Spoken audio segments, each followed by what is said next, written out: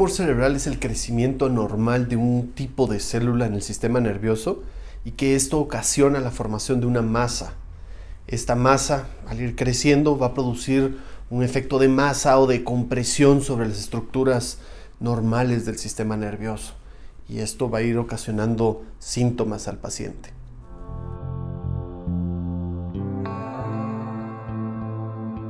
Existen diferentes tipos de tumores cerebrales. Hay tumores cerebrales benignos y hay otros tumores cerebrales malignos o cancerosos. Esto va a depender del tipo de célula de la cual se origina el tumor. Hay algunos tumores que crecen por adentro del cerebro propiamente, y hay otros tumores que crecen por afuera del cerebro y que lo que hacen es que causan un efecto de masa o de compresión sobre las estructuras nerviosas vecinas. La causa o el saber si es un tumor benigno o maligno, esto únicamente lo vamos a saber mediante un análisis de patología. Es decir, vamos a mandar un fragmento de ese tumor durante un procedimiento quirúrgico, lo mandamos a analizar con el patólogo y él es el que nos va a dar el nombre y apellido específico del tipo de tumor ante el que estamos.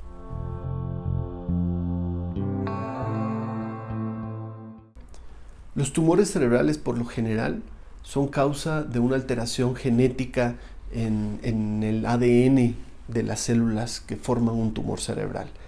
Esto es generalmente formado de manera esporádica o no hereditaria, pero sí existen algunos síndromes específicos que están asociados a la formación de tumores cerebrales en específico. Es muy importante que los conozcamos para que cuando tengamos un paciente en estas condiciones con una alteración familiar o hereditaria, se pueda estudiar genéticamente tanto al paciente como a la familia.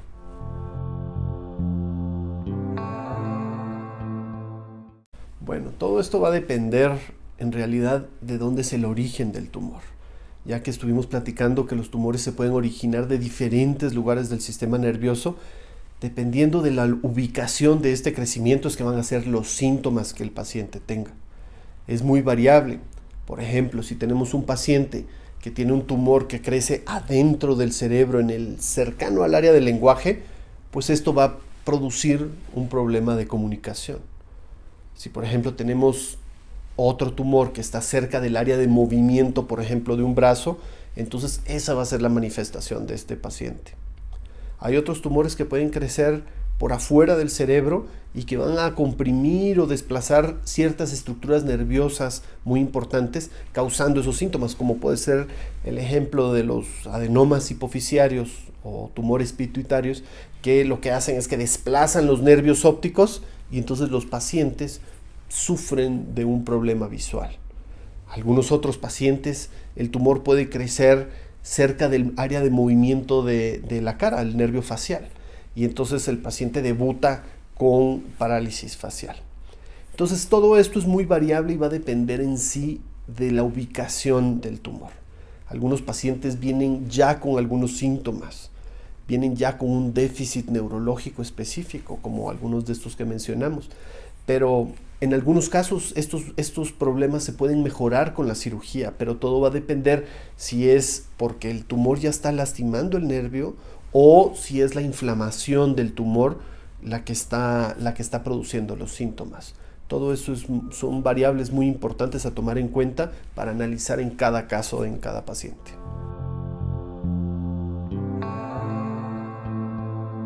Bueno, por lo general empezamos con una resonancia magnética con medio de contraste o con gadolinio.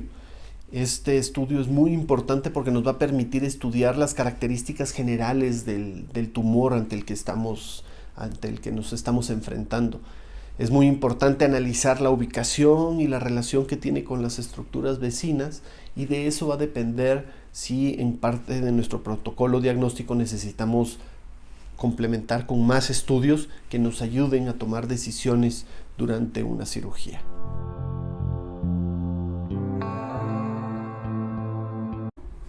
Bueno, eso va a depender del tipo de tumor ante el que estamos.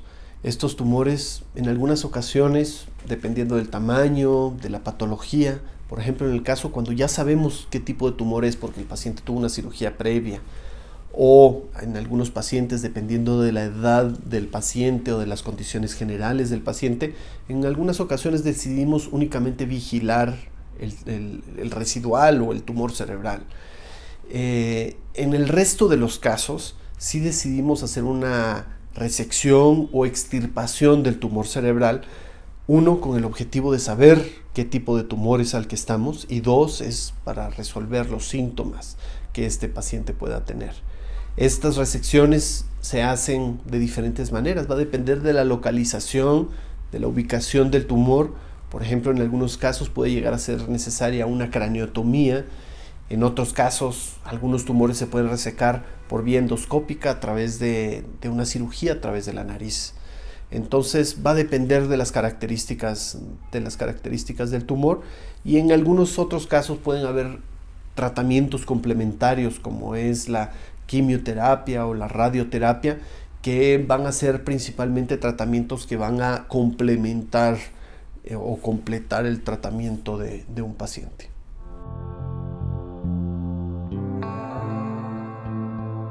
Bueno, todos estos procedimientos se llevan a cabo en un hospital, en donde el paciente tiene que permanecer hospitalizado para llevar a cabo una cirugía, y que estas se llevan a cabo con anestesia general.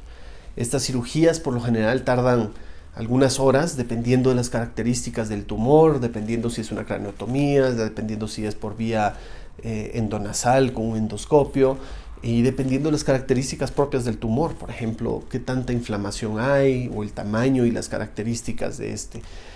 Lo que sí es un hecho es de que todas estas cirugías tardan varias horas.